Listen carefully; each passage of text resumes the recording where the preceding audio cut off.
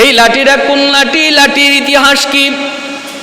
এই লাঠির ইতিহাসটা কি? আর নবী এত লম্বা জবাব দিলেন কারণ কি? ভাইরা বন্ধুরা, লাঠির ইতিহাসটা হলো, এই লাঠিটাও দুনিয়ার কোনো লাঠি নয়, লাঠিটাও ছিল একটা জান্নাতি লাঠির যুবক। এই লাঠিটা ছিল একটা জান্নাতি লাঠি। হযরত মূসা আলাইহিস সালাম তিনি তো বিয়ে করেছিলেন হযরত শুআয়ব আলাইহিস সালামের মেয়ে। মাদাইন এলাকার নবী হযরত শুআয়ব আলাইহিস সালামের মেয়ে বিয়ে করেছিলেন হযরত মূসা।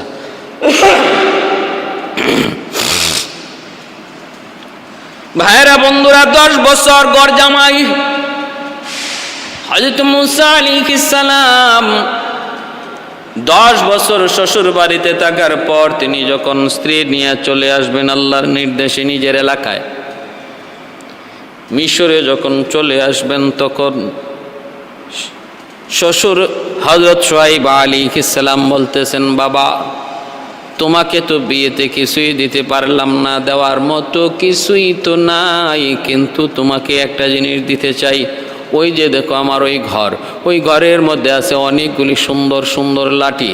ওই সুন্দর লাঠিগুলির ভিতর থেকে তুমি যে কোনো একটা লাঠি নিতে পারো। তুমি কি দেখেছ? মূসা নবী কয়, নবী গো, আমি তো দেখেছি এই ঘরে অনেক সুন্দর সুন্দর লাঠি, পছন্দ হয় নাকি? যা পছন্দ হয় তা তুমি নিতে পারো।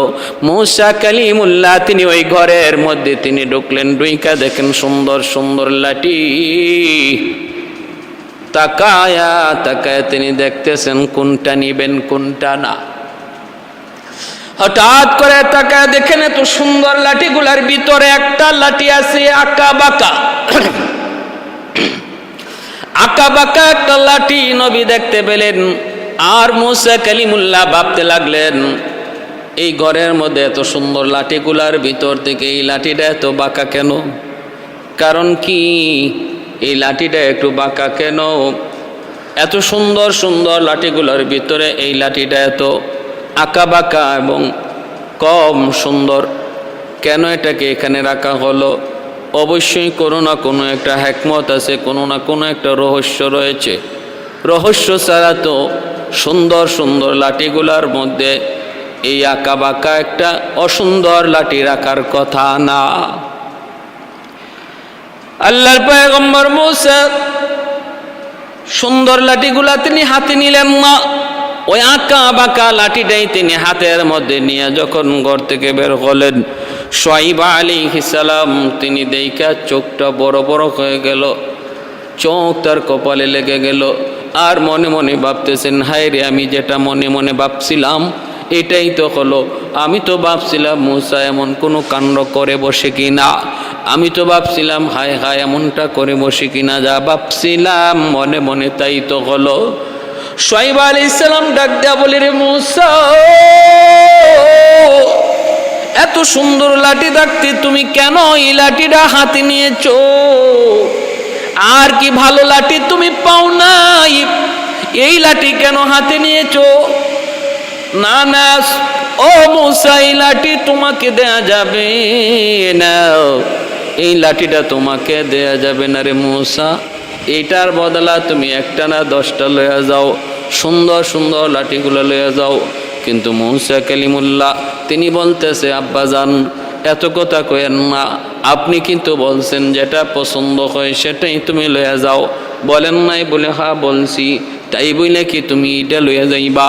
মূসা নবী তখন বলেন, আব্বা আপনি কিন্তু বলেন নাই একটা লাঠি দেয়া যাবে না, এমনটা আপনি বলেন নাই, আপনি বলেছেন যে কোনো লাঠি তুমি নিয়ে যাও। বলেন নাই? বলে হ্যাঁ। তো আমি তো আমার পছন্দ মতো লাঠি নিয়ে নিছি, এতে আপনার অসুবিধা কি? আপনার অসুবিধা কি? হযরত শুআয়ব আলাইহিস সালাম বলতেছে, বাবা এটা তোমাকে দেয়া যাবে না, বিনিময়ে তুমি আমার কাছে যা চাও আমি তাই দেব। তুমি আমার কাছে আমার এই জমি জমা চাও তা দেব, আমার কাছে সম্পদ চাও তা দেব, আমার কাছে টাকা পয়সা চাও তুমি তা দেব। যা চাইবা সব দেব, কিন্তু লাঠি দেয়া যাবে না। ভাইয়েরা বন্ধুরা, এইভাবে যখন দুজনে, একজনই নিতে চায় আর একজনে দিতে চায় না। মূসা নবী দিতে চান না, শুআয়ব নবী নিতে চান। একজনে ধরে আর একজনে টানে। দোনো দিক থেকে যখন লাঠি নিয়ে টানাটানি শুরু হয়ে গেল, কে লাঠি নিবে? শ্বশুর টানে একদিকে আর জামাই টানে অন্যদিকে। টানাটানি শুরু হয়েছে লাঠি নিয়ে। শ্বশুর জামাই মাঝে মাঝে কিছু মজা করা যায় তো? শ্বশুর জামাই একসাথে বসা যায়, শ্বশুর জামাই মজাক করা যায়, শরীয়তে এটা বৈধ। আল্লাহর নবী এমনটা করছেন, এটা সুন্নত। শালির সাথে বসা হারাম, গল্প করা হারাম, মজা করা হারাম। শ্বশুরের সাথে গল্প করাও সুন্নত, বসাও সুন্নত, খাওয়াও সুন্নত, মজাক করাও সুন্নত। আমরা তো যে জায়গায় গেলে পরে যেখানে বসলে সমস্যা বাড়ে, এখানে মন বেশি যাইতে মন চায়, আর যেখানে বসলে সওয়াব হয় এখান থেকে দূরে থাকতে মন চায়। স্ত্রীর কাছে বসো, সওয়াব হবে।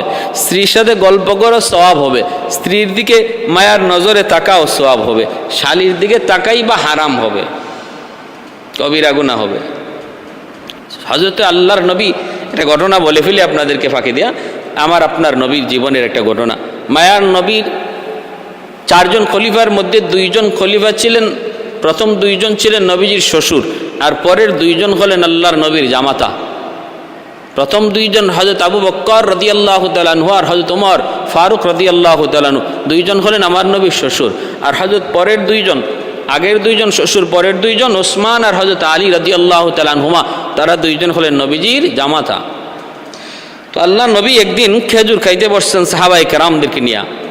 মাঝখানে খেজুর গুল হয়ে বসছেন, নবীজির পাশেই বসছেন নবীজির জামাতা হযরত আলী, আল্লাহ নবীর পাশে বসছেন। খেজুর খাইতেছেন আর নবী বলতেছেন, শোনো সবাই খেজুর খাও, কিন্তু আমি দ্বীনের কিছু আলোচনা করি, ওই আলোচনাটাও মনোযোগ দিয়ে শোনো। আল্লাহ নবী দ্বীনের আলোচনা করতেছেন, সাহাবীরা মনোযোগ দিয়ে শুনতেছেন। মাঝখান থেকে থুপ করা খেজুর, ওই খেজুর থেকে একটা একটা করে সবাই খেজুরও খাচ্ছেন আর দ্বীনের আলোচনাও শুনছেন। ওই অবস্থায় সবাই খেজুর নিয়ে খাইতেছেন। খেজুর খায়া খেজুরের বিচিটা যার যার উড়ে যার যার কাছে রাখতেছেন। ব্যতিক্রম শুধু একজন, যিনি খেজুর খাইতেছেন কিন্তু বিচি নিজের কাছে রাখেন না। তিনি কে? তিনি হলেন আল্লাহর নবী, রহমতের নবী, মায়ার নবী। আল্লাহর নবী খেজুর খাইতেছেন ঠিকই, কিন্তু নিজের কাছে বেচি তিনি রাখেন না। বেচি রাখতেছেন পাশেই বসা যে জামাতা হযরত আলী রাদিয়াল্লাহু তাআলা আনহু, আলীর সামনে তিনি বিচিগুলা রাখতেছেন। কারণ কেউ তো খবর নাই কে কোথায় বিচি রাখে, এই খবর তো রাখার কথাও না। কারণ দ্বীনের নবী, তিনি তো দ্বীনের আলোচনা করছেন। আলোচনা শোনার মনোযোগ সবার ওই দিকে। এজন্য কে কয়টা খাইলো, কে কোথায় বিচি রাখলো, এই খবর কারো নাই, কিন্তু সব খবরই আছে আল্লাহর নবীর। খেজুর খাওয়া শেষ হয়ে গেল। আল্লাহর নবী ডাক দিয়া বলেন, সাহাবীরা শুনো, অনেকগুলি খেজুর ছিল, সবগুলি খেজুর খাওয়া শেষ। আলোচনাও শুনলা, খেজুর খাওয়া শেষ করলা। এইবার একটু বোঝা প্রয়োজন, কে কি পরিমাণ খেজুর খাইলো, কে কি পরিমাণ, কে কত বেশি খেজুর খাইলো, একটু বোঝা দরকার। সাহাবীরা বলতেছেন, নবী গো এটা কেমন করে বুঝবেন গো নবী? সবাই তো খেজুর খায় ফেলছে, খেজুর পেটে চলে গেছে, হিসাব করার তো কোনো সুযোগ, কোনো ব্যবস্থা নাই। আল্লাহর নবী তখন বলেন, না না, ব্যবস্থা এখনো আছে, তোমরা যদি অনুমতি দাও। সাহাবীরা বললেন, নবী গো যেইভাবে ব্যবস্থা আপনি করতে চান করুন। আল্লাহর নবী তখন বলেন, তোমরা যার যার সামন দিকে তাকাও, যে যে পরিমাণ খেজুর খাইছে তার সামনে বিচি সেটা প্রমাণ দিবে। যে পরিমাণ বিচি আছে বোঝা গেল সে ওই পরিমাণ খেজুর খাইছে। সবাই যার যার সামনে তাকালেন। হযরত আলী নিজের সামনে তাকালেন, তাকায় তিনি অবাক, আমি তো এত খেজুর খাই নাই, তাহলে আমার সামনে এত খেজুর আসলো কোত্থেকে? সাহাবীরা প্রত্যেকে যার যার সামনে তাকান। সিস্টেম মতোই বিচি পাইলেন, কিন্তু আলীর সামনে যখনই সবাই তাকান দেখেন আলীর সামনে খেজুরের বিচির স্তূপ হয়ে আছে, স্তূপ। সবাই বড় বড় চোখে আলীর দিকে তাকাইলেন। হযরত আলী তিনি তো বড় শরমের মধ্যে লজ্জায় পড়ে গেলেন। প্রত্যেকের নজরে চাহনির বাসারা ছিল এমন, আলী রে, ও আলী, তুমি যে এত বড় খাদক এটা তো আমরা আগে জানি না। আমরা ছিলাম কথার তালে, তুমি তো মূলত আসিলা খাওয়ার তালে। সমাজে কিছু মানুষ আছে দেখবেন কথা আর গল্প তার খানার মধ্যে কোনো ব্যাঘাত ঘটাইতে পারে না। শত গল্প চলছে কিন্তু খাওয়া তার ঠিক আছে। আবার কিছু মানুষ আছে গল্প চললে আর কথা কইলে খাইতে পারে না, কথা কইলে খাওয়া তার বন্ধ হয়ে যায়। অবাক হয়ে সবাই তাকাইলেন, রে আলী, তুমি যে এত বড় খাদক আমরা তো কোনোদিন কল্পনাও করি নাই। মনে মনে তারা ভাবতেছেন আলী মনে হয় 2টা করে খেজুর মুখে ঢুকাইছে, কারণ আমাদের ডাবলকে বিচি তার সামনে, ডাবল বিচি আলীর সামনে মনে হয় 2টা করে খেজুর মুখে ঢুকাইছে। অতএব না রে আলী, তোমার ব্যাপারে আমাদের ধারণা পাল্টে গেল। কিন্তু হযরত আলী চিন্তায় পড়ে গেলেন, আমি তো এত খেজুর খাই নাই, এত বিচি আসলো কোত্থেকে? সবার সামনে তো আমি লজ্জায় পড়ে গেলাম।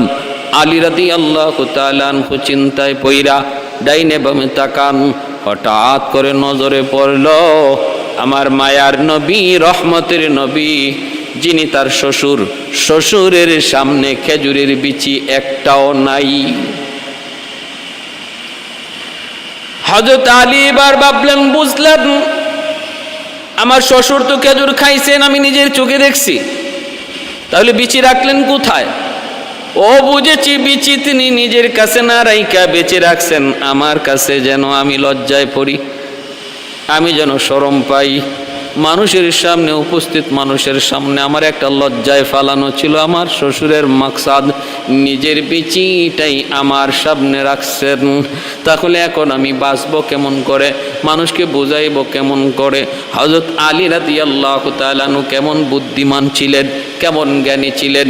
হযরত আলী বলতেছেন, নবী গো, আমার একটা কথা আছে গো আল্লাহর নবী। নবী বললেন, আলী তুমি কি বলতে চাও, তুমি বলো। হযরত আলী বলেন, নবী গো, আমি বলতে চাই আমরা সবাই খেজুর খাইছি, সবাই খেজুর খাইয়া বিচি রাখছি যার যার উড়ে, যার যার সামনে। কিন্তু নবী গো, আমি তো খেজুর খাইছি, ডাবল খেজুর খাইছি, ভালো কথা, কিন্তু যিনি খেজুরের সাথে খেজুরের বিচি সহ খায়া ফেলছে তিনি কত বড় খাদক। আমি তো খেজুর না হয় ডাবল খাইছি, কিন্তু যিনি বিচি সহ খাইছে তিনি কত বড় খাওরা, কত বড় খাদক। সাহাবায়ে কেরাম রাদিয়াল্লাহু তাআলা আনহুম এইবার সবার জ্ঞান ফিরল। বুঝেছি, আমার নবীর সামনে তো কোনো বিচি নাই। আল্লাহ নবী, রহমতের নবী হাসলেন, মুস্কি হাসা বলতেছেন, আলী, ও আলী, তুমি তো আসলে বুদ্ধিমান। সাহাবীরাও তখন বুঝতেছেন, বুঝছি এখানে শ্বশুর জামাইয়ের ঠেলাঠেলি চলছে, শ্বশুর জামাইয়ের মধ্যে একটু চলছে, একটু কথা কাটাকাটি চলছে, একজনে আরেকজনের শরম দেওয়া চলছে। আল্লাহর নবী বললেন, রে আলী, এজন্যই তো বলেছি তুমি শুধুমাত্র আমার সাহাবী নও, আনা মাদিনাতুল ইলমি ওয়া আলিয়ুন বাবুহা, আমি হলাম বিদ্যার শহর, আমি হলাম জ্ঞানের শহর, আর আমার আলী হলো এই শহরের দরওয়াজা। কত সুন্দর মজাক করেছেন শ্বশুর জামাই। এইদিকে মুসা নবী আর শুআয়ব আলাইহিস সালাম লাঠি নিয়ে টানাটানি, শ্বশুরে টানে একদিকে, জামাই টানে আরেক দিকে। শ্বশুরে কয় লাঠি দিমু না, মুসা নবী কয় আমি ছাড়মু না। এই টানাটানির ভিতরে একজন গ্রামের মানুষ, একজন মুরব্বী মানুষ, গ্রামের মুরব্বী মানুষ, শুআয়ব আলাইহিস সালাম তারে চিনেন, সামনে আয়েশা হাজির হয়ে বলতেছেন, ঘটনা কি, আপনারা এতক্ষণ যাবত এটা কি করতেছেন? শুআয়ব আলাইহিস সালাম বলে, এত দেখো না, লাঠিটাও নিয়ে যাইতে চায়, আমার লাঠি আমি তারে দিব না। হযরত মূসা কালিমুল্লাহ বলতেছে, ভাই আপনি কে চিনি না, কিন্তু বিচার হলো ইনি আমাকে নিজে বলছেন, বাবা তোমাকে কিছুই দিতে পারলাম না, তবে এই ঘরে সুন্দর সুন্দর লাঠি আছে, যে কোনো একটা লাঠি তুমি পছন্দ করে নিয়ে যাও। আমি রুমের ভিতরে ঢুকছি, ঢুকে আমি লাঠি পছন্দ করে নিয়ে বের হয়েছি, এখন উনি আমাকে লাঠি দিতে চায় না। শোয়েব আলাইহিস সালাম বলে, আমি তো বুঝি নাই এই লাঠি সে পছন্দ করব, এটা তো পছন্দ করার মতো কোনো লাঠি না। হাজার হাজার সুন্দর, এর চেয়ে অনেক সুন্দর লাঠি ওই ঘরের মধ্যে রয়েছে। ওই সুন্দর লাঠিগুলা সে পছন্দ করলো না। এই লাঠি পছন্দ করবে, এটা কেমন করে আমি বুঝবো? না না, আমি এটা দিমু না, এটা দিমু না। বাইরা বন্ধুরা, এবার অপরিচিত মানুষটা তখন বলতেছে, ঘটনা কি, ঘটনা কি? তাহলে আমি তোমাকে সিদ্ধান্ত দিব নাকি, ফয়সলা দিব নাকি, আমার বিচার তোমরা মানবা নাকি, একটু বলো। দুজন বলতেছে, আপনার বিচার আমরা মানব। শোয়েব আলাইহিস সালামের মনে মনে তো ধারণা, লোকটা যেহেতু আমার এলাকার, আমারই উম্মত, তাহলে তো সে আমার পক্ষেই রায় দিবে। আমাদের এই সমাজে যেমনভাবে বিচার হয়, গোষ্ঠীর লোক হলে পরে বিচার ঘুরে যায়, দলের লোক হলে পরে বিচারের রায় পাল্টে যায়, গরিব হলে পরে একরকম বিচার, ধনী ছেলে হলে আরেক রকম বিচার। সমাজের মধ্যে বিচারের এইরকম পার্থক্য আসেনি না নাই? একটা দুইটা নজির নয়। নবী বলেন, মান কানা ক্বাবলাকুম ইন্নামা হালাকা মান কানা ক্বাবলাকুম ইযা সারিকা ফীহিমুদ দাঈফ আকামু আলাইহিল হাদ্দা ওয়া ইযা সারিকা ফীহিমুশ শরীফ তারাকু। নবী বলেন, পূর্বেকার বহু উম্মতকে আল্লাহ পাক ধ্বংস করেছে শুধু বিচার বিভাগে স্বজন প্রীতি করার কারণে, মুখ চিনা বিচার করার কারণে আল্লাহ পাক অতীতের বহু জাতিকে আল্লাহ ধ্বংস করেছে। গরিবের পোলা অপরাধ করলে বিচার 100, ধনীর পোলা বিচার করলে পরে কয় না করা লাগবে না, ছেড়ে দাও। এটা মেম্বারের পোলা, এটা চেয়ারম্যানের পোলা, এটা চেয়ারম্যানের ভাই, এটা এমপির পোলা, এইরকম কয়া কয়া তার বিচার ছেড়ে দেয়। কিন্তু একই অপরাধ যদি গরিবের পোলায় করে 100 বিচার কার্যকর করা হয়। আল্লাহর নবী বলেন, এই বৈষম্যতা যেই সমাজে তৈরি হয়ে যাবে অপেন ব্যাপক আকারে, আল্লাহ পাক ওই সমাজটাকে ধ্বংস করে দেবে। আল্লাহ পাক এত নারাজ হয়ে, তো নারাজ, অতীতের বহু জাতিকে আল্লাহ পাক শুধু এই অপরাধে আল্লাহ ধ্বংস করে দিছে রে উম্মত। অতএব এই গুনার কাজে কেউ জড়ায় না। শোয়েব আলাইহিস সালাম মনে মনে ভাবতেছেন, হয়তো আমার পক্ষেই রায় দিবে, কারণ আমার গ্রামের ভাইরে, কিন্তু যিনি বিচার করতে আসছেন ইনি মানুষরূপী একজন ফেরেশতা। ইনি শোয়েব আলাইহিস সালামের এলাকার একজন লোকের সুরত ধরে এসেছেন, কিন্তু মূলত তিনি হলেন নূরের তৈরি ফেরেশতা, ফেরেশতাদের সরদার হযরত জিবরাইল আমিন আলাইহিস সালাম। তিনি বলতেছেন, রায় দিব আমি, লাঠি এখানে রাখো, যে লাঠিটারে মাটি থেকে তুলতে পারবে সেই লাঠি নিয়ে যাবে। এখন তো দুজনের ভয় ঢুকছে যে লাঠি তো যে কেউ মাটি থেকে তুলতে পারবে, অতএব যারে উনি আগে বলবে যে তুমি লাঠি তুলো, সেই তো লাঠি নিয়ে চলে যাবে। হযরত মূসা আলাইহিস সালাম মনে মনে ভাবতেছেন, হাইরে, এটা কেমন বিচার, এটা কেমন বিচার। তো আমার আগে যদি আমার আব্বা জানরে দিয়া দেয় উনি অনুমতি লাঠি তোলার, তো আর উনি লাঠি তুলে নিয়ে যাবে, আমি আর কি লাঠি পাবো? তাহলে উনি কাকে আগে লাঠি তুলতে আদেশ করে এটা দেখা দরকার। দেখা যায় সবার আগে শোয়েব আলাইহিস সালাম কি উনি বলতেছে যে আপনি লাঠি তুলেন। মূসা আলাইহিস সালাম তো নিরাশ হয়ে গেলেন, তাহলে তো শেষ, লাঠি তো আর পাওয়া যাচ্ছে না। শোয়েব আলাইহিস সালাম তিনি লাঠির কাছে গেলেন, যায় তিনি বিসমিল্লাহ বলে লাঠিতে ধরলেন, কিন্তু আল্লাহর কুদরতি ফয়সালা, এত ওজন লাঠি তিনি উঠাইতে পারেন না। জমিন আঁকড়ায় ধরছে, জমিন আঁকড়ায় ধরছে, লাঠি উঠাইতে পারেন না, কোনোভাবেই লাঠি তুলতে পারেন না। হযরত শোয়েব আলাইহিস সালাম চেষ্টা করে তিনি ব্যর্থ হলেন। এরপরই তিনি বলতেছেন, আমি পারলাম না। ফেরেশতা জিবরাইল বলতেছেন, এবার আপনি যান, যায় আপনি তুলেন। হযরত মূসা কালিমুল্লাহ তিনি বিসমিল্লাহ বলে লাঠিতে হাত দিলেন। লাঠিতে হাত দিতে হয় নাই। নবী মূসা যখন হাত বাড়াইছেন লাঠির দিকে, চুম্বকের মতো লাঠিটা জমিন থেকে ওনার হাতে উঠে আসলো। সুবহানাল্লাহ। কাদিরে কুদরত দারি বরকামাল, কাদিরে কুদরত দারি বরকামাল, আনতা রব্বি আনতা হাসবি যুল জালাল, আনতা রব্বি আনতা হাসবি যুল জালাল। उल्फत में बराबर के वफा हो के जफा हो, हर चीज़ में लज्जत गाया गर दिल में मज़ा हो, हर चीज़ में लज्जत गाया गर दिल में मज़ा हो। एक चश्मे ज़दन गाफिल अज़ा शाह नबाशी, शायद के निगाह है कुनदा गाह नबाशी, शायद के निगाहे कुनदा गाह नबाशी। এ ভাই, এবার হযরত জিবরাইল আলাইহিস সালাম শুআয়ব আলাইহিস সালামকে বলতেছেন, নবী গো, লাঠি যার কাছে যার জায়গা মতো আসার কথা তার আসল জায়গায় পৌঁছে গেছে, আপনি নিশ্চিন্তে থাকুন।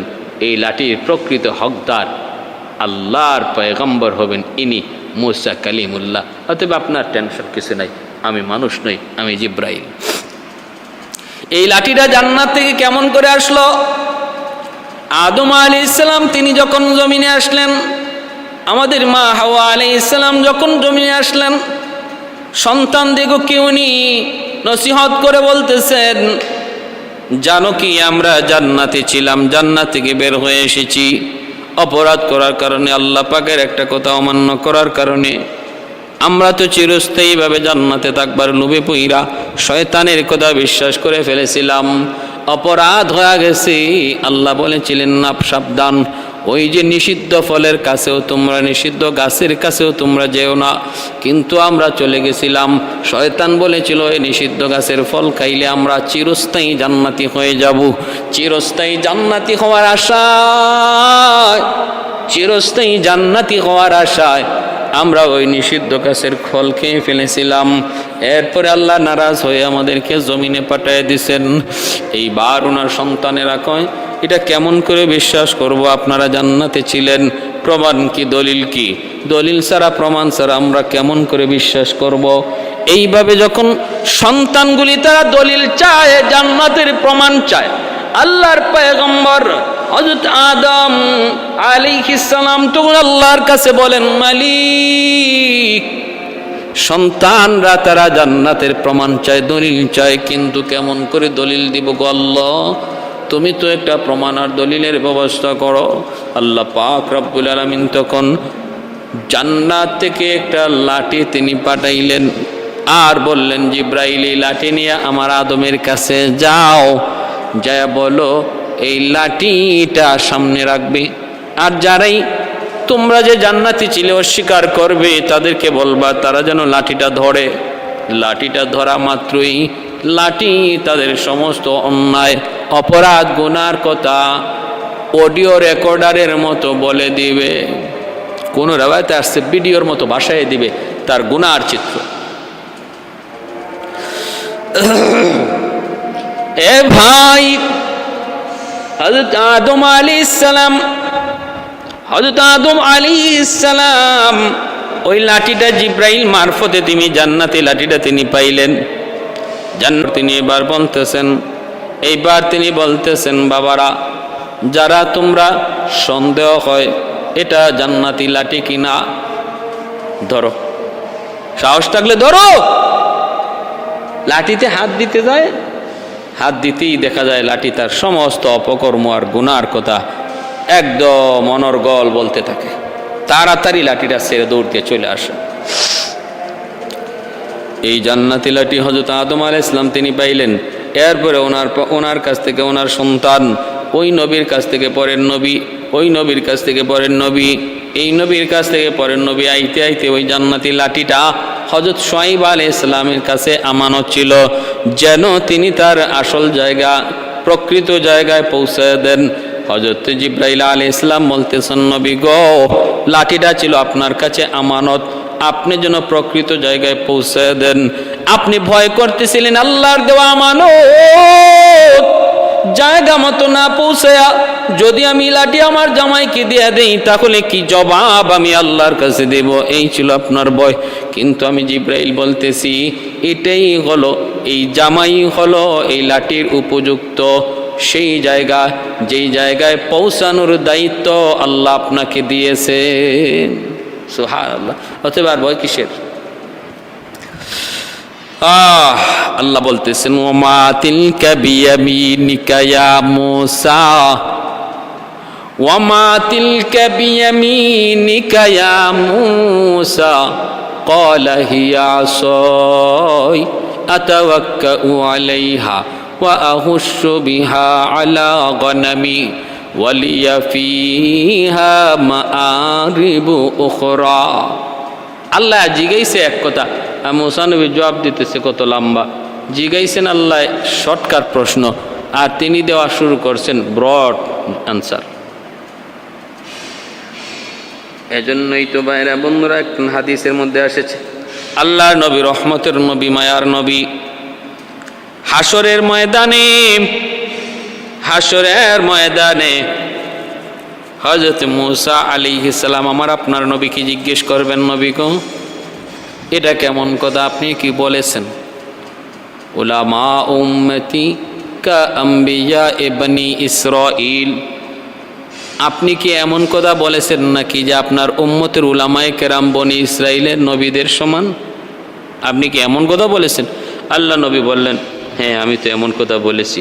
মূসা আলাইহিস সালাম বললেন, এটা কোন যুক্তিতে আপনি কইলেন? মূসা আলাইহিস সালাম নরম নবী না গরম? অতিরিক্ত গরম নবী। মূসা আলাইহিস সালাম অতিরিক্ত গরম নবী।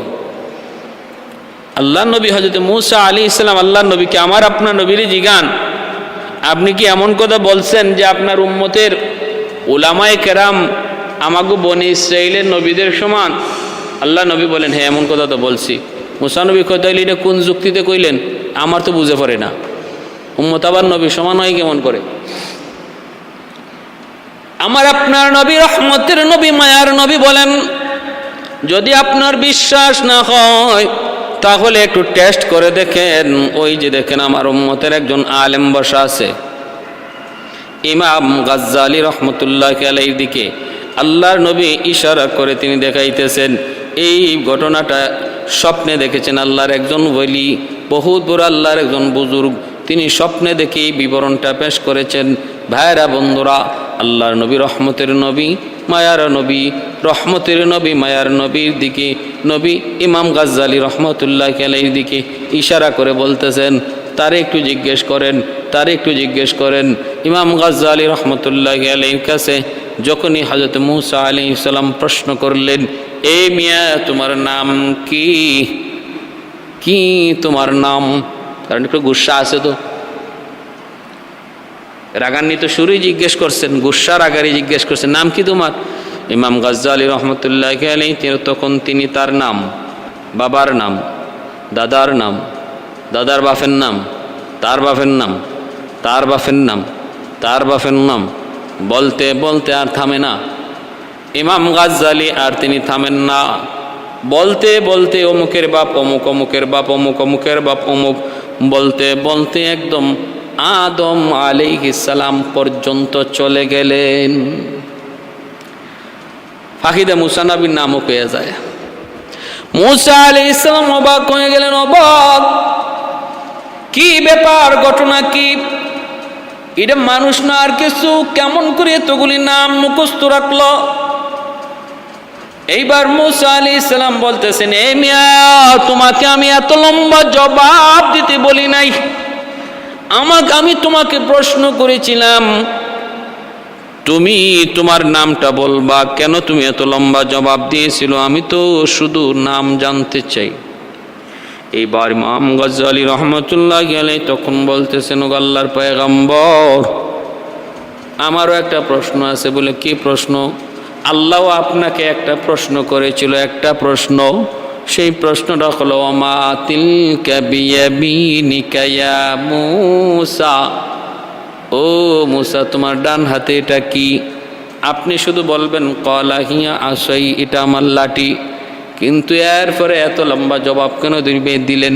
এই লাঠি দিয়ে আমি হাঁটি, এই লাঠি দিয়ে বর দিয়া আমি হাঁটি, লাঠি দিয়ে আমি গাছের পাতা পারি, লাঠি দিয়ে আমি বকরিরা খালি করি। লাঠি দিয়ে আপনি কি করেন এটা আল্লাহ জানতে চান নাই। আল্লাহ তো জানতে চেয়েছিলেন আপনার হাতে এটা কি। সেদিন আপনি কেন এত লম্বা জবাব দিয়েছিলেন? আপনার যেই জবাব আমারও একই জবাব। আগে আপনি জবাব দেন, তারপরে আমি বলবো আমি কেন এত লম্বা জবাব দিছি।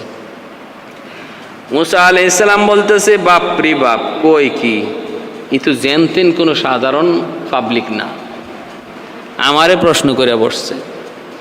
দেখো আমি এত লম্বা জবাব দিছি কারণ আমি আমার মাশুকের সাথে কথা বলার সুযোগ পাইছি।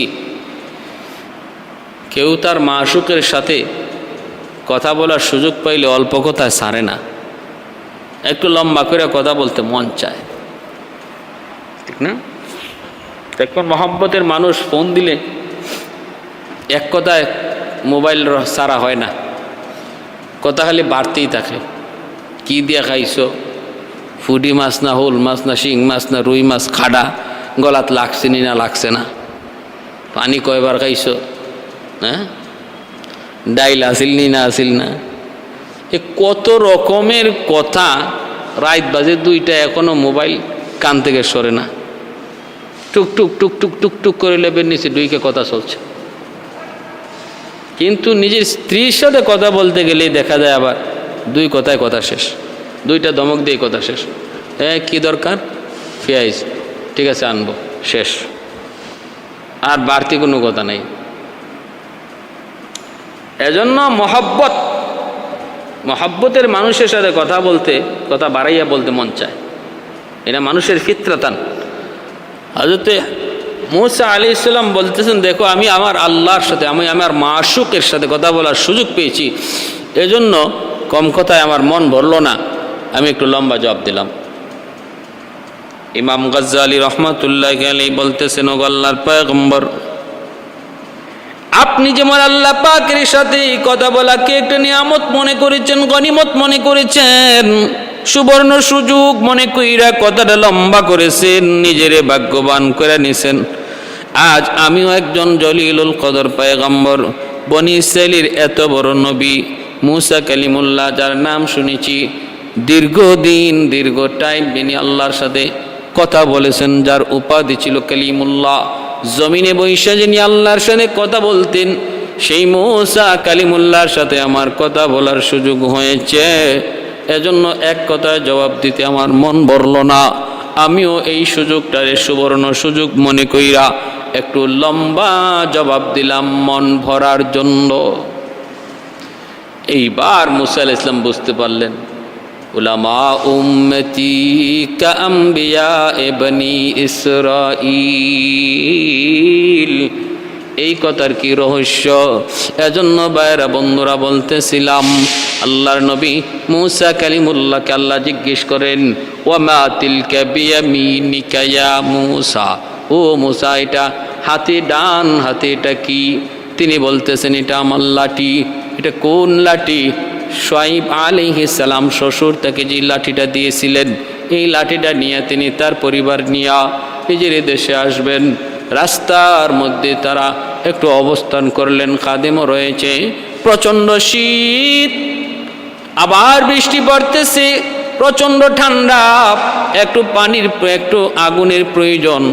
এই দিকে তার স্ত্রীও অন্তঃসত্ত্বা, হযরত মুসা আলাইহিস সালামের স্ত্রী, তিনিও অন্তঃসত্ত্বা।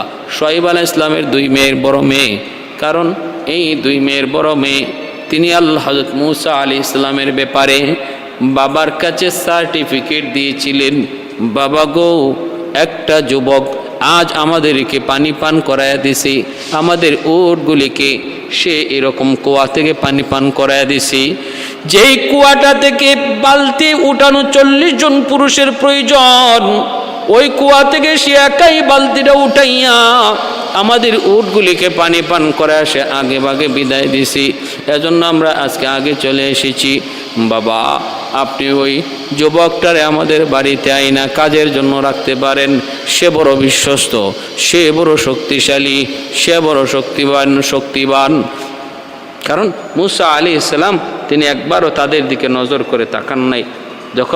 যখন তিনি বলছে সফুরা, তিনি যখন বলছেন যে বাবা এরকমভাবে একটা যুবক আমাদেরকে আজকে আমাদের উটগুলিরে পানি পান করে দিছে, তো শুআয়ব আলাইহিস সালাম বললেন, যাও তারে নিয়ে আসো, তারে যে বলো হ্যাঁ, আমি তারে খবর দিছি। শুআয়ব আলাইহিস সালামের এরিয়া আর মুসা আলাইহিস সালামের এরিয়া সেটা ভিন্ন ছিল। মুসা আলাইহিস সালাম ছিলেন মিশরে, আর মিশরের সীমান্ত পাড়ি দিয়ে তিনি শুআয়ব আলাইহিস সালামের এরিয়াতে যেয়ে ঢুকছিলেন। কেন? ফেরাউনের ভয়ে, কারণ ফেরাউন ওনাকে হত্যা করার জন্য নির্দেশ জারি করেছিল। আর হযরত শুআয়ব আলাইহিস সালামের এরিয়াতে তিনি যেয়ে ঢুকছিলেন। আর শুআয়ব আলাইহিস সালাম তারে বললেন, মেয়েটাকে বললেন তারে যেয়ে নিয়ে আসো। তিনি যখন যে মুসা আলাইহিস সালামকে নিয়ে আসতেছেন, ওই অবস্থায় মুসা আলাইহিস সালাম বলতেছে, তুমি আমার পিছনে থাকো, আমি তোমার সামনে থাকি, কারণ আমি আমার চোখের উপরে ভরসা রাখতে পারি না। একজন নবী তিনি বলতেছেন বেগানা একজন নারীকে যে তুমি পথ দেখানোর জন্য সামনে থাকার প্রয়োজন নাই, তুমি পিছনে আসো, আমি সামনে থাকি। তুমি সামনে থাকলে আমার চোখ তোমার দিকে চলে যায়, আমি আমার চোখের উপরে কোনো ভরসা করি না, পিছনে চলে আসো। আল্লাহ পাক রব্বুল আলামিন পবিত্র কোরআনুল কারীমের সূরা কাসাসের মধ্যে এই ঘটনা উল্লেখ করে একজন পুরুষের পর্দা, একজন নারীর পর্দার সংক্ষিপ্ত কথাগুলি, মূল কথাগুলি তিনি এখানে ব্যক্ত করেছেন, উল্লেখ করেছেন। আমার ভাইয়েরা, বন্ধুরা, তারপরে ওই মেয়ে যেয়া শুআয়ব আলাইহিস সালামকে বলছিল, বাবা সে যেমন শক্তিশালী তেমন সে বিশ্বস্ত। আমিন, সে বিশ্বস্ত, কারণ সে এই করেছে, সে তার নজরটা পর্যন্ত আমার দিকে দেয় নাই। শুআয়ব আলাইহিস সালাম খুশি হইয়া মেয়েটাকে বিয়া দিলেন। শর্ত আছিল 10 বছর আমার বাড়িতে কাজ করবা। করছেন, করার পরে বিদায় নিলেন। আর ওই যাওয়ার পথে এরকমভাবে আগুনের সন্ধানে মুসা আলাইহিস সালাম বলতেছেন যে প্রচণ্ড শীত, তো তোমরা এখানে একটু অপেক্ষা করো, দেখি আমি আগুন নিয়ে তালাশ করে পাই। তিনি ওই হাতের লাঠিটা লইয়া আগুন তালাশে মগ্ন বের হয়েছেন। দেখেন পাহাড়ের উপরে কিছু আগুন দেখা যায়। তিনি গেলেন সে আগুন আনার জন্য। সেই পাহাড়টাই ছিল তুর পাহাড়। যায় দেখেন তিনি যত কাছে যান আগুন তত দূরে যায়, তিনি যত কাছে যান আগুন তত জুড়ে যায়। উনি কাছে যাইতে যাইতে এক পর্যায়ে দেখেন একটা গাছের পাতা, ডাল, ওইগুলার মধ্যে আগুন জ্বলতেছে। হাত বাড়ান আগুন আনার জন্য, আগুন পিছনে চলে যায়। ইনি ভয় পেয়ে গেলেন। এবার গায়েব থেকে আওয়াজ আসলো, এ মুসা, তুমি যারা আগুন ভাবতেছো এটা আগুন নয়, এটা আমি আল্লাহর নূর। আমি আল্লাহর নূর। যেই পাহাড়ের মধ্যে তুমি এসেছো এই পাহাড় জানতেন কোনো পাহাড় নয়, এটা একটা পবিত্র তুর পাহাড়। ফাখলা নালাইক ইন্নাকা বিল ওয়াদিল মুকদ্দাসি তুয়া, জুতাটা খুলে রাখো রে মুসা, এটা একটা পবিত্র পাহাড়। আমি তোমাকে নবুয়তি দান করলাম, নবুয়ত চাও, নবুয়তের দাওয়াত লইয়া তুমি ফেরাউনের কাছে যাও। মুসা আলাইহিস সালাম তুর পাহাড়ে নবুয়ত পাইলেন। এরপরে বিবিকে নিয়ে তিনি রওনা দিলেন।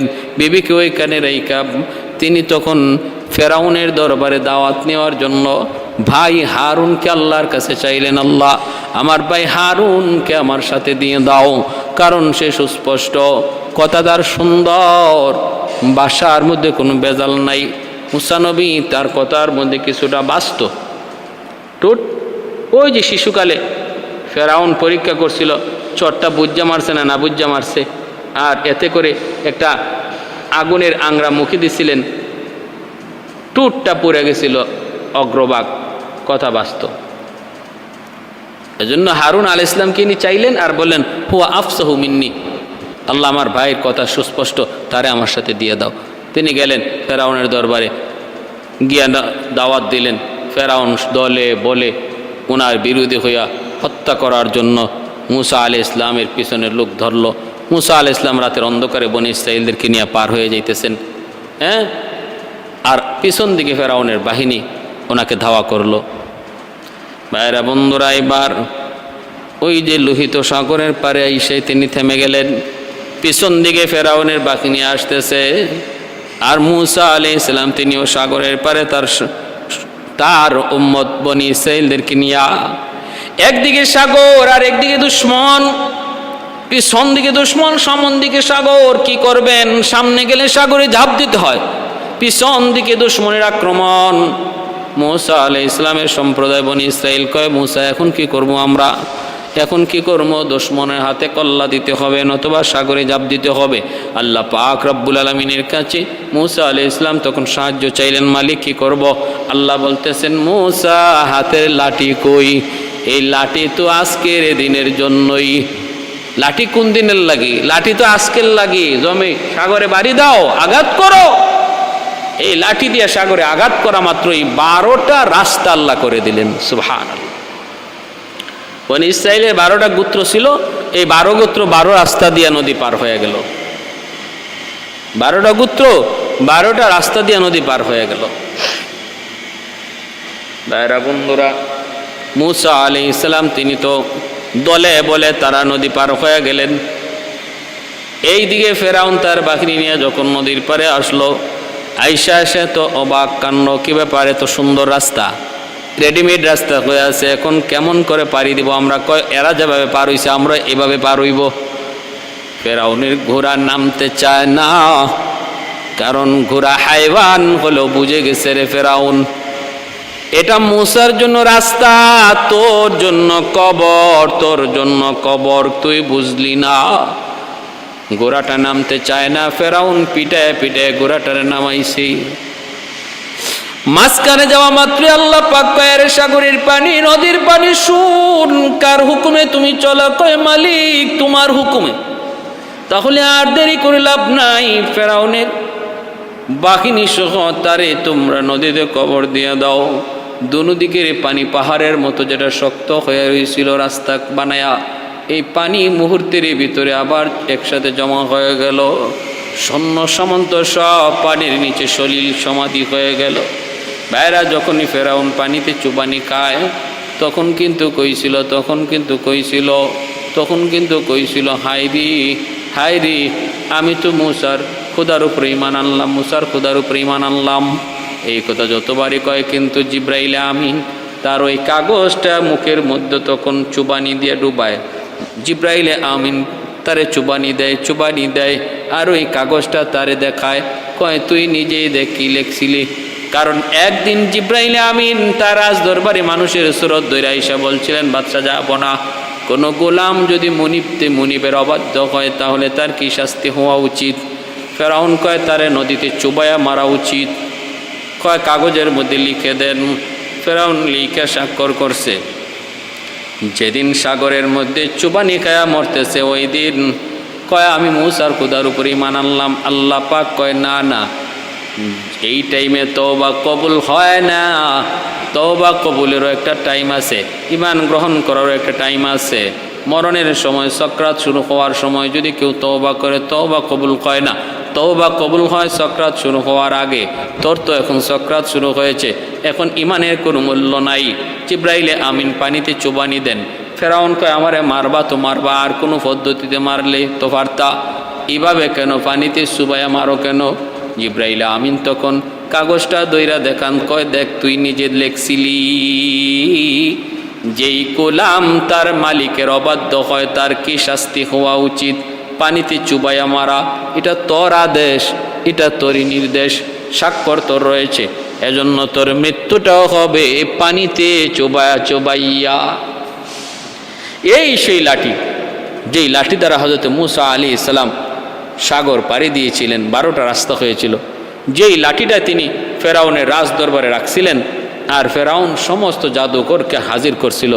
জাদুকরকে হাজির কইরা বলছিল যে মুসা তুমি আমার জাদুকরদের সাথে মোকাবেলা করো।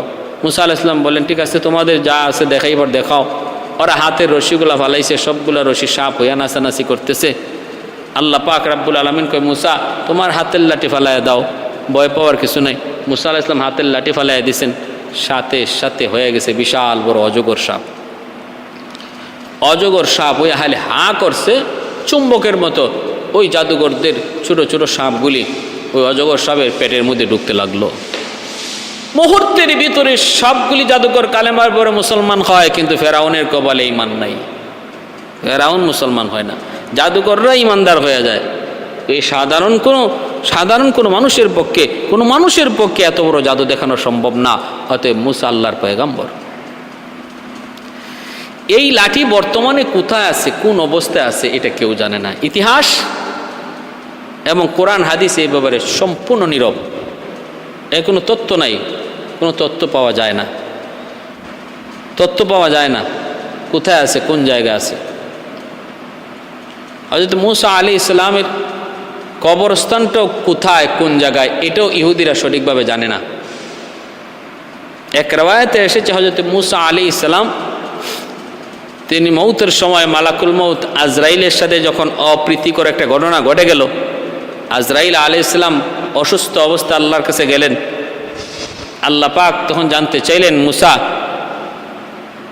কেন এমনটা করছো? বলে মালিক এই কারণে। এরপরে আল্লাহ পাক যখন আজরাইল আলাইহিস সালামকে পাঠাইলেন, যাও যাইয়া মুসাকে বলো যে দুম্বার উপরে হাত রাখলে যেই পরিমাণ পশম হাতের নিচে পড়ে এতদিন পর্যন্ত যদি সে দুনিয়াতে বাঁচতে চায় হায়াত দেওয়া হবে। মুসা আলাইহিস সালামকে আল্লাহ এরপরে কি বলে? এরপরে মরণ। এরপরে যখন মরতেই হবে তাহলে আমি এখনই রাজি। মুসা আলাইহিস সালাম একটা মরুভূমি দিয়ে হাঁটতেছেন, দেখেন দুইজন মানুষ একটা সুন্দর কবর খনন করতেছে। তিনি বললেন, এই কবর কার জন্য খনন করো? লোকগুলি কয় একজন আল্লাহর খাস পিয়ারা বান্দার জন্য। কবরটা তো বড় সুন্দর। তুমি যদি সেই পিয়ারা বান্দা হতে চাও তাহলে কবরে শুইতে পারো। মুসা আলাইহিস সালাম ওই কবরে শুয়ে গেছেন, আর ফেরেশতারা আর শোয়া মাত্রই তার জান কবজ হয়ে গেছে, আর ফেরেশতারা মাটি দিয়ে আর ফেলাইছেন। এজন্য হযরত মুসা আলাইহিস সালামের কবরস্থান কোথায় আছে, কোন জায়গায় আছে, পৃথিবীর কেউ জানে না। ইহুদিরাও জানে না। যেমনভাবে হযরত সুলাইমান আলাইহিস সালামের আংটি, এটাও কোথায় আছে, কোন জায়গায় আছে কেউ জানে না। ইহুদিরা বহু তালাশ করতেছে সুলাইমানের আংটি পাওয়া যায় কিনা, কিন্তু পাবে না। যে জিনিস আল্লাহ জান্নাত থেকে দেন সেটা আর দুনিয়াতে রাখেন না। যার কাছে দেন তিনি চলে যাওয়ার পর, নবী চলে যাওয়ার পর নিয়ামত আল্লাহ উঠায় নেন। এই লাঠি আল্লাহ উঠায় নিয়ে গেছেন। ভাইয়েরা বন্ধুরা, এজন্য বলতেছিলাম আল্লাহ পাক রব্বুল আলামিন সমস্ত নবীদেরকে নবুয়তের সাথে কিছু মুআজিজা দিয়েছিলেন। মুসা আলাইহিস সালামের উল্লেখযোগ্য মুআজিজা ছিল এই হাতের লাঠি, আর একটা ছিল ওনার ডান হাতটা বগলের নিচে ঢুকাইলেই সেটা টর্চ লাইটের মতো আলো দিত। এই উল্লেখযোগ্য দুইটা আরও অনেকগুলি মুআজিজা হযরত মুসা আলাইহিস সালামকে আল্লাহ দান করেছিলেন। শেষ পর্যায়ে হযরত মুসা আলাইহিস সালাম বনি ইসরাঈলদেরকে নিয়ে ফেরাউনের এই এলাকা ছেড়ে চলে গেলেন। আর ফেরাউন এই লোহিত সাগরে সলিল সমাধি ঘটল। তারপরও বনি ইসরাঈল বিশ্বাস করে না, কই ফেরাউন মরছে কিনা আমাদের বিশ্বাস হয় না। আল্লাহ পাক রব্বুল আলামিন সাগরের পানিকে, ঢেউকে আদেশ করলেন, আর ঢেউ আঘাত করে করে নিচ থেকে ফেরাউনের লাশটাই শুধু নদীর পাড়ে আইনা ফেলাইলো। তখন তার নিজের চোখে দেখলো বনি ইসরাঈলে এই জালেম মরছে, আর আল্লাহ রব্বুল আলামিন তার লাশটারে এই মিশরের পিরামিডে এই মমি বানায়া আল্লাহ পাক রব্বুল আলামিন কুদরতিভাবে তার লাশটাকে পৃথিবীর মানুষের জন্য নিদর্শন বানায় রেখে দিয়েছেন। জুলুম যে যাই করো, ফেরাউনের থেকে বড় জালেম তুমি হতে পারো নাই। তারও আমি আল্লাহ, তার পরিণতি কেমন নির্মম ছিল সেদিকে একটু তাকাও।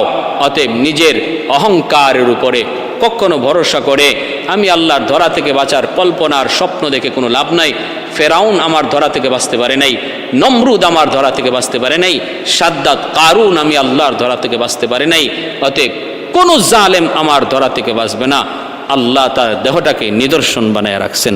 আল্লাহ আমাদের সবাইকে সর্বদা আল্লাহ পাকের কাছে বিনয়ী ভাব নিয়ে সর্বদা আল্লাহর কাছে নিজেকে আল্লাহর একজন গোলাম হিসাবে প্রমাণ করার তৌফিক আল্লাহ দান করুন। ওয়া আখির দাওয়ানা আনিল হামদুলিল্লাহি রাব্বিল আলামিন।